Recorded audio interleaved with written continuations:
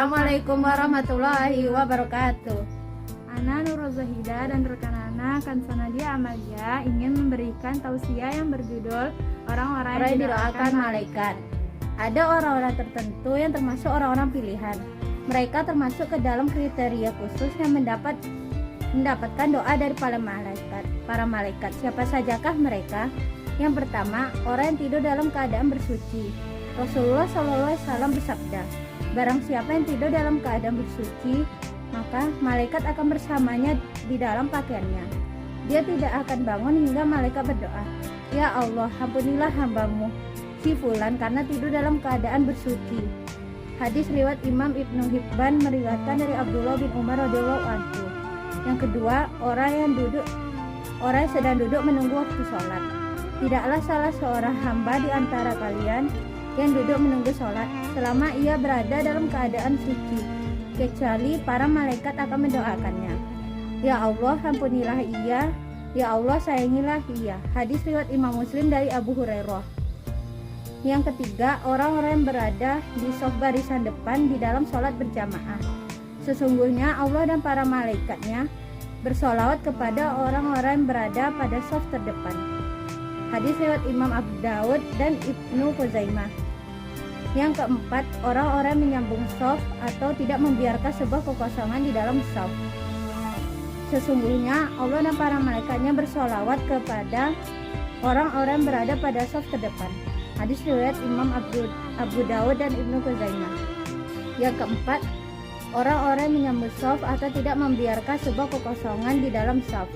Para imam yaitu Ahmad, Ibnu Majah, Ibnu Khuzaimah, dan Ibnu Hibban Al-Hakim meriwayatkan dari Aisyah radhiyallahu anhu bahwa Rasulullah SAW bersabda, sesungguhnya Allah dan para malaikat selalu bersolawat kepada orang-orang yang menyambung shaf. Hadis disahihkan oleh Sahih Albani dan Sahih At-Tarhib. Yang kelima, para malaikat mengucapkan amin ketika imam selesai membaca Al-Fatihah. Imam Bukhari meriwayatkan dari Abu Hurairah radhiyallahu anhu bahwa Rasulullah SAW bersabda, jika seseorang imam membaca ghairil maghdubi alaihim waladdallin, maka ucapkanlah oleh kalian amin, karena barang siapa ucapannya itu bertepatan dengan ucapan malaikat, maka ia akan diampuni dosanya masa lalu. Hadis riwayat Sahih Bukhari nomor 782. Yang keenam, orang yang duduk di tempat sholatnya setelah melakukan sholat. Para malaikat akan selalu bersolawat atau berdoa kepada salah satu di antara kalian selama ia ada di dalam tempat sholat di mana ia melakukan sholat. Selama ia batal wudunya, para malaikat berkata, ya Allah, ampunilah dan sayangilah ia. Hadis riwayat Imam Ahmad dari Abu Hurairah Al-Musnad nomor 4116. Kemudian yang ketujuh ialah orang-orang yang melakukan sholat subuh dan asar secara berjamaah. Imam Ahmad meriwayatkan dari Abu Hurairah radhiyallahu anha bahwa Rasulullah SAW bersabda, para malaikat berkumpul pada saat sholat subuh. Lalu para malaikat yang menyertai hamba pada malam hari yang sudah bertugas malam hari hingga subuh naik ke langit, dan malaikat pada siang hari tetap tinggal. Kemudian mereka berkumpul lagi pada waktu sholat asar. Dan malaikat yang ditugaskan pada siang hari hingga sholat asar naik ke langit. Sedangkan malaikat yang bertugas pada malam hari tetap tinggal. Lalu Allah bertanya kepada mereka, bagaimana kalian meninggalkan hambaku? Mereka menjawab, kami datang sedangkan mereka sedang melakukan sholat, dan kami tinggalkan mereka sedangkan mereka menjawab mereka sedang melakukan sholat. Maka ampunilah mereka pada hari kiamat. Al-Musnad nomor 9140. Yang kedelapan, orang yang mendoakan saudaranya tanpa pengetahuan orang yang didoakan.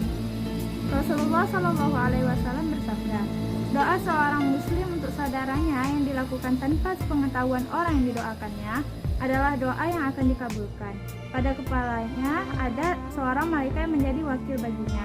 Setiap kali ia berdoa untuk saudaranya dengan sebuah kebaikan, maka Malaikat tersebut berkata amin, dan engkau pun mendapatkan apa yang ia dapatkan. Diriwayatkan oleh Imam Muslim dan Ummu Darda.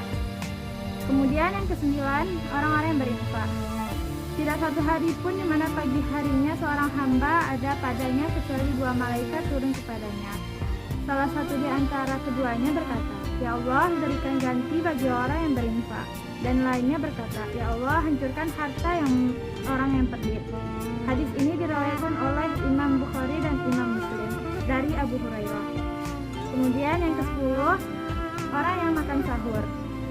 Imam Ibnu Hibban dan Imam At-Tabrani meriwayatkan dari Abdullah bin Umar radhiyallahu anha bahwa Rasulullah Shallallahu alaihi wasallam bersabda, "Sesungguhnya Allah dan para malaikatnya bersolawat kepada orang-orang yang makan sahur." Hadis ini disahihkan oleh Syekh Al-Albani dalam Sahih At-Taghrib wa Tahrib. Kemudian yang ke-11, orang yang sedang menjenguk orang sakit. Tidaklah seorang mukmin menjenguk saudaranya kecuali orang akan mengutus 70.000 malaikat untuknya yang akan bersolawat kepadanya di waktu siang kapan saja hingga sore, dan di waktu malam kapan saja hingga subuh. Hadis ini diriwayatkan oleh Imam Ahmad dari Ali bin Abi Thalib. Kemudian yang terakhir ke-12, seorang yang sedang mengerjakan kebaikan kepada orang lain.